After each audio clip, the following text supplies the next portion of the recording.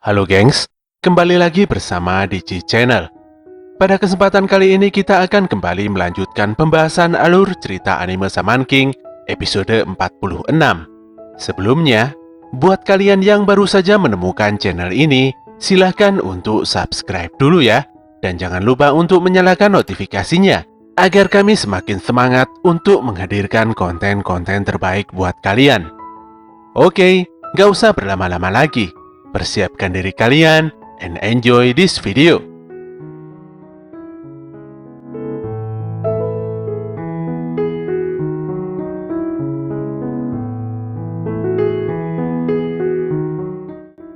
Scene dibuka dengan menampilkan sosok Hao yang begitu bersemangat untuk menghancurkan kapal perang dan helikopter para tentara di bagian tepi barat pulau. Dengan teknik Kurobina, Hao terlihat begitu mudah mengeksekusi semua armada tentara di depan matanya. Walaupun kapal perang tentara mencoba melakukan perlawanan dengan meluncurkan banyak rudalnya, namun Hao dengan santai menghancurkan semua rudal tersebut, bahkan dengan tangan kosong. Sang kapten pun dibuat sangat terkejut dengan kekuatan luar biasa yang dimiliki Hao ini. Namun Mansumi bersikap tenang dan tetap menganggap Hao dan para saman adalah sekumpulan teroris. Ketika serangan rudal kembali mengarah pada Hao, dia pun tertawa terbahak-bahak dan menganggap dirinya telah memuncaki semua kehebatan manusia biasa. Dan tentu saja, Hao kembali menenggelamkan kapal dan menghancurkan helikopter para tentara terus-menerus. Keinginan Hao sebenarnya hanya tinggal satu saja, yaitu mendapatkan kekuatan Great Spirit sepenuhnya. Pemandangan ini tentu saja membuat Yoh dan yang lainnya begitu kaget dan melongo. Huru-huru menyebut bahwa seharusnya Hao memang tidak membutuhkan bantuan sama sekali. Lizard berpendapat, walaupun kelima prajurit bersatu untuk melawan Hao, kemungkinan mereka semuanya masih belum bisa menandinginya. Ren sangat kagum sekaligus ngeri melihat sosok Hao yang tidak memiliki keraguan sama sekali di hatinya. Di matanya, Hao benar-benar adalah sosok yang kejam dan tidak ragu-ragu untuk membunuh musuhnya. Ryu pun menilai, sepertinya Hao tidak berniat untuk menepati janjinya, yaitu tidak banyak membunuh. Namun fakta ini hanya membuat Yoh terdiam 1000 bahasa.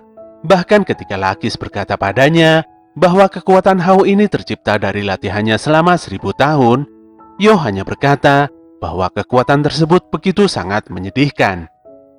Sang kapten kapal induk sangat geram dan menuduh Mansumi mengetahui sesuatu tentang kekuatan Asakura Hao yang begitu hebat.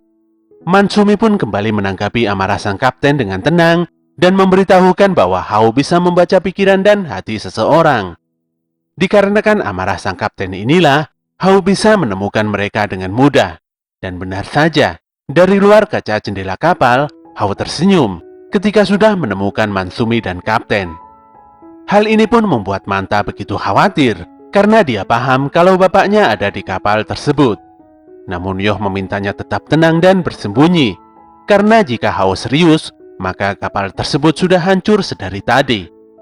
Hao terlihat berhenti karena dia merasakan ada sesuatu yang besar, sekaligus menarik baginya sendiri. Sementara itu, Lakis dan Marco nampak berbincang tentang apa yang sebenarnya terjadi pada Hao di lepas pantai. Marco merasakan kalau Hao saat ini sedang dibidik oleh Raiheid. Tentu saja tindakan Raiheid ini adalah untuk melindungi Mansumi dari segala ancaman. Disinilah diperlihatkan sosok Raiheid yang sebenarnya adalah member X-Laws yang lainnya. Dia bersiap dengan senapan laras panjang model baru dan memuji sosok roh pendampingnya, yaitu malaikat jatuh yang sama seperti Lucifer, yaitu Azazel. Malaikat ini melanggar perintah Tuhan dengan memberikan para manusia senjata, serta terus bersemayam di dalam kegelapan. Raiheid sangat optimis karena energi roh Azazel mencapai 470.000, yang artinya dia adalah monster yang kekuatannya melebihi Spirit of Fire. Dengan kekuatannya ini, Raiheid hanya memiliki waktu terbatas, yaitu 3 detik saja untuk beraksi. Namun dengan sombongnya, dia mengklaim bisa menghabisi Hao hanya dalam waktu 1 detik saja. Raiheid pun dengan senapannya telah mengunci pergerakan Hao dan melesatkan sebuah peluru kuat. Peluru tersebut dalam sekejap mata langsung berubah menjadi sosok Azazel yang begitu besar. Azazel juga dilengkapi dengan berbagai macam senjata api dan siap melepaskan banyak beam kepada Hao. Walaupun Raihed begitu optimis, namun Hao tetap santai dan menganggap serangan Raihed bukanlah masalah. Untuk menghadapi serangan Azazel, Hao mengeluarkan Onibi dari senapan yang berada di kedua bahunya. Serangan ini memunculkan sebuah api raksasa yang berada di balik sirah Kurobina. Shin kembali menceritakan kisah di mana Hao dan Yoh tengah tidur bersama di penginapan. Hao berkata bahwa Yoh tidak akan bisa menangkis serangan Onibi ini, walaupun menggunakan teknik Mumuyo Yakumu yang bisa menetralkan semua serangan spiritual. Setelah peperangan ini, semua akan bertolak ke pulaumu. Hao sangat tidak sabar untuk menantikan sejauh apa perkembangan Yoh hingga saat itu datang. Sementara itu, rekan Raihed yang bernama Amano Teruko sangat kaget karena mendapati Raihed tengah jatuh terkapar dan syok karena oversoul-nya dihancurkan dalam sekejap mata. Namun Teruko tenang karena kapal yang dinaiki Mansumi masih baik-baik saja. Dia adalah seorang ahli kutukan yang siap bertarung dan menyiapkan sebuah boneka kutukan yang berisi rambut Hao. Jika dia menusuk boneka ini, Hao akan langsung mati. Teknik ini bernama Ushinoko Kumairi, yang memang adalah keahlian Teruko.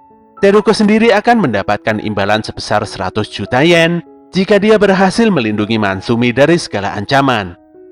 Teruko bergumam sendiri, dan pada akhirnya memukulkan palunya untuk menghabisi Hao dengan perantara boneka kutukannya.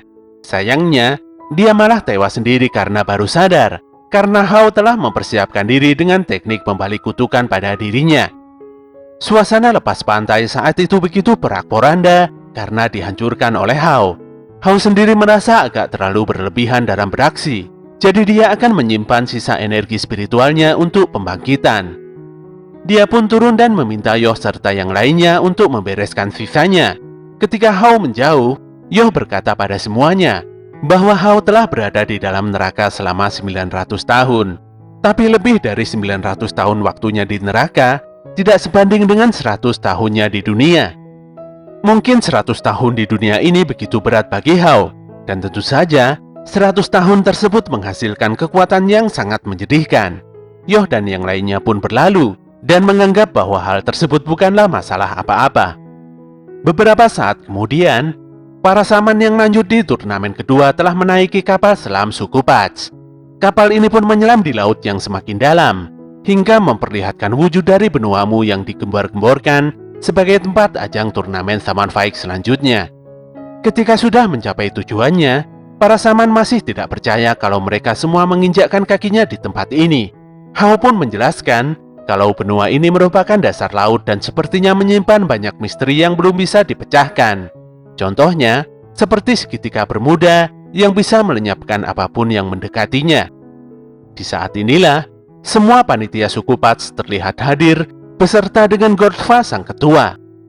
Goldfa pun menjelaskan tentang berbagai macam aturan dan segala hal penting dalam turnamen kedua ini. Namun sebelum dia menjelaskan, Yoh dengan cepat memotong pembicaraan dan berkata bahwa semua saman akan mundur dari turnamen ini. Walau bagaimanapun juga, meskipun mengikuti turnamen kedua ini, semuanya dipastikan akan mati dengan sia-sia. Yoh kembali memastikan bahwa tim Funbari Onsen, tim Doren, dan X1 akan mundur dari turnamen tanpa terkecuali. Semuanya pun sepakat akan menjadikan Asakura Hao sebagai Saman King. Goldfa pun menanyakan pada tim Hoshigumi, apakah mereka tidak masalah dengan hal ini. Tentu saja Lakis dan Opacu senang, karena tuannya menang dan dipastikan menjadi raja yang sebenarnya. Goldfa pada akhirnya menyetujui permintaan Yoh. Daripada melawan Hao sekarang, para saman agaknya lebih memilih untuk bekerja sama dalam menghadapi suku Pats yang merupakan pelindung Saman King. Kekuatan suku Pats sangat luar biasa, sehingga Goldfa menilai bahwa keputusan tersebut agak sembrono. Menanggapi hal ini, Yoh hanya bisa menerima bahwa suku Pats memang sangat kuat. Bahkan dia dan yang lainnya mungkin saja tidak akan bisa mencegah kebangkitan Hao. Namun semua itu tidak masalah.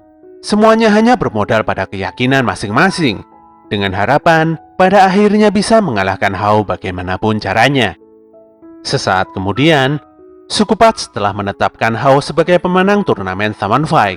Suku Pats juga akan melakukan ritual penyatuan roh antara Hao dengan Great Spirit. Hao pun akan diantarkan oleh dua gadis suci ke tempat persemayaman sakral sang raja, dan setelahnya mengakui Hao dengan sepenuhnya sebagai Shaman King. Walaupun sudah dipastikan hasil turnamen adalah seperti ini, tetap saja hal ini terasa sangat menyedihkan bagi Marco. Namun Maiden menenangkannya. Bagaimanapun juga, mereka sudah tidak bisa kembali lagi. Yoh pun juga sudah tidak peduli dengan Shaman King. Yang pasti, untuk saat ini dia tidak berniat untuk mati dulu. Demikian juga dengan teman-temannya yang lain. Sesaat kemudian, Lakis tiba-tiba siap dengan mode bertempurnya dan memastikan bahwa semuanya tidak akan ada yang bisa bertahan. Mulai saat ini dan seterusnya, benuamu adalah tempat keramat dan suci milik Shaman King dan juga suku Pats. Oleh karena itulah, tidak ada yang boleh melangkahkan kakinya memasuki tempat ini, termasuk Lakis sendiri. Melihat ancaman Lakis membuat Marco tegang dan secara sukarela akan menjadi lawannya. Walau Lizard mencoba menghentikannya, namun Marco malah marah dan meminta Lizard agar tidak mengkhawatirkannya. Marco pun juga memasuki mode bertempur dan siap bertarung habis-habisan melawan Lakis. Ketika Lizard kembali akan membantu Marco, dengan cepat Yoh menghentikannya. Karena jika diteruskan, maka Lizard sendiri akan mati. Ikut campur dalam pertarungan ini sangatlah beresiko. Namun Yoh yakin akan satu hal, di mana Lakis tidak akan pernah menyerah hingga nyawanya menghilang. Demikian juga dengan Marco. Maka setidaknya, mereka semua harus mengakhiri ini dengan cara yang membuat keduanya puas. Lakis pun mengapresiasi pernyataan Yoh yang begitu mewakili isi hatinya. Namun Lakis mengejek Marco, yang tetap bertahan dengan prinsip keadilan yang harus ditegakkan. Marco begitu serius, karena menurutnya hal tersebut adalah keadilan sejati. Bagi Lakis, tidak ada yang namanya keadilan sejati. Yang ada hanyalah iblis sejati. Lakis awalnya pernah merasa seperti Marco yang menjalani hidup hanya dengan percaya pada satu kebenaran. Namun pada suatu hari, Lakis tersadar kalau hal yang diyakininya adalah sebuah kesalahan. Dia pun mengenang kisahnya, di mana setelah dirinya mendirikan X-Laws, dia berkesempatan bertemu dengan musuh bebuyutannya yang tidak lain adalah Hao. Tentu saja dia dikalahkan dengan mudah oleh Hao, dan anehnya, Hao mengampuninya. Ternyata, yang diinginkan Hao juga rasa keadilan. Lakis pun menjumpai banyak pengikut Hao yang lain, dan menjumpai model keadilan-keadilan yang lainnya. Semua pengikut Hao adalah orang-orang yang disebut iblis oleh masyarakat, dikalahkan oleh keadilan sepihak, dan dicampakkan dalam kehidupan bermasyarakat. Dengan kata lain, mereka semua hanyalah seorang pecundang. Namun bagi Marco, apapun alasannya, cara hidup yang baik dan benar itu nyata adanya. Tidak ada keadilan bagi orang yang menyimpang dari keadilan. Hal inilah yang membuat Lakis murka. Selama ada yang berprinsip seperti Marco, maka akan selalu ada orang-orang yang terpinggirkan, dan kegelapan pun akan tumbuh di dalam hati orang-orang tersebut. Marco pun geram dengan alasan Lakis yang mengada-ada. Dia tidak akan pernah memaafkan Lakis karena telah mengkhianati X-Laws dengan alasan tersebut. Michael dan Lucifer pun saling menyerang satu sama lain. Baik Marco dan Lakis tetap bertahan dengan alasan dan pendiriannya masing-masing. Pada akhirnya, Lucifer menghantam Marco dengan palu besarnya hingga membuatnya tewas seketika dan hanya menyisakan kacamatanya saja. Namun faktanya, Lakis telah tertipu untuk yang kedua kalinya. Yang dihancurkan Lucifer ternyata bukanlah Marco, melainkan perantaranya, yaitu kacamata yang telah dirasuki oleh Michael. Marco menodong Lakis dengan pistol tepat di tenggorokannya. Sejak awal, Marco sudah tahu kalau dia tidak memiliki kesempatan untuk menang. Dia pun meniru strategi Yoh sebelumnya untuk memenangkan duel ini. Marco mengakui bahwa dulu rasa keadilannya juga sangat egois. Namun dia disadarkan oleh Maiden yang memberikannya cinta kasih yang begitu tulus. Hal ini pun membuat Marco sadar dan menemukan sebuah jawaban bahwa cinta kasih yang Maiden berikan sama persis dengan cinta dan kasih yang diberikan Lakis selama bertahun-tahun. Marco berkisah, ketika dia kehilangan sosok ibunya, dia benar-benar merasa kesepian dan selalu mengurung diri di kamar. Tanpa diduga, dia diberikan sebuah pasta yang rasanya begitu khas seperti buatan ibunya. Cita rasa masakan tersebut membuat Marco bisa melewati hari-hari yang begitu berat. Ketika seseorang mengetahui rasa cinta, maka dia pasti akan sangat bahagia. Namun saat dia kehilangannya, maka yang ada hanya tinggal kesedihan dan kebencian, serta membuat dunia ini seakan-akan seperti neraka. Bagi Marco, tindakan tercela pada cinta adalah kegelapan yang abadi. Dengan kata lain, keadilan sejati adalah cinta. Marco berprinsip, daripada mempercayakan masa depan pada mereka yang hanya tahu cara merampas dan membunuh, lebih baik dia mempercayakannya pada mereka yang setidaknya ingin merasakan cinta.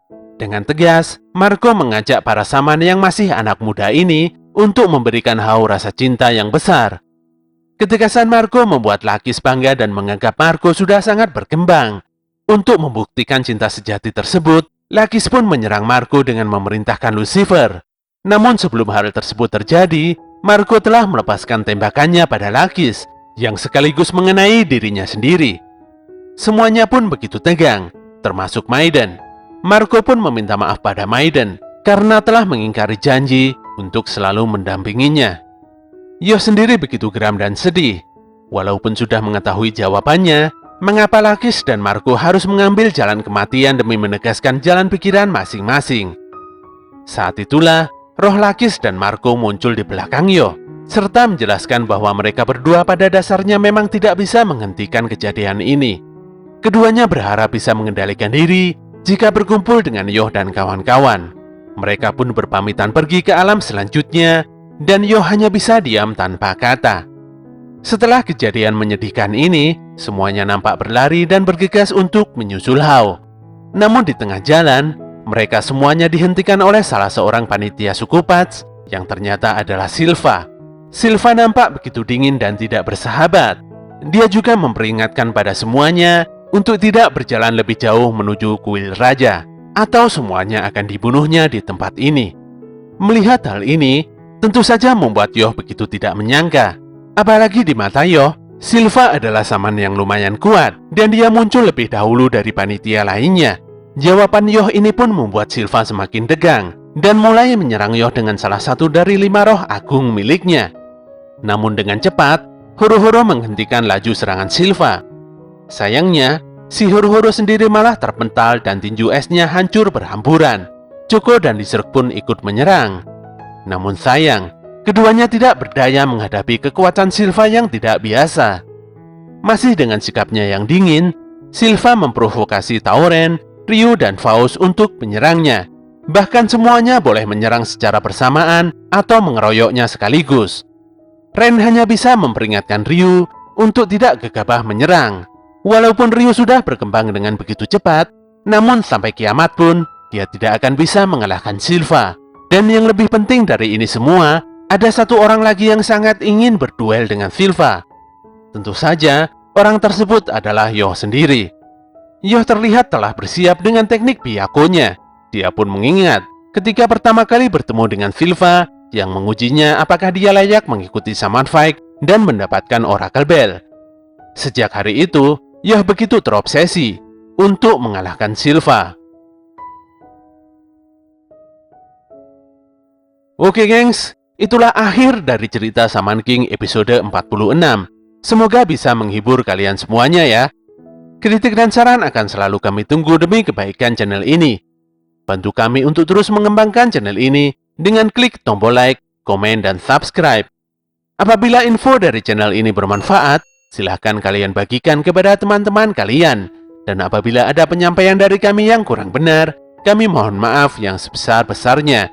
Tetap semangat, dan sampai jumpa kembali di konten kami selanjutnya.